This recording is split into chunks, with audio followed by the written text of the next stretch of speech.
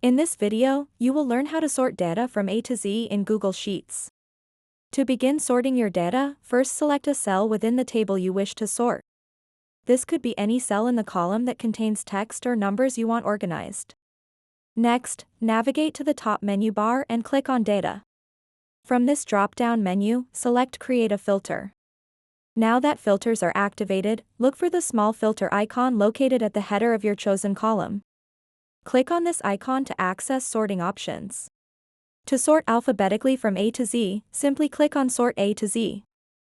After selecting this option, watch as your data rearranges itself into alphabetical order based on the selected column. It's that simple. Once you've finished sorting and reviewing your data, you may want to turn off the filter feature. To do this, return once again to the Data menu and click Remove Filter. So that wraps up this tutorial. If you have any questions about this whole process, please let me know in the comments section below. And if this video helped you out, please give it a big thumbs up and subscribe to this channel for more tutorial videos like this one. Thank you so much for watching, and have a good day.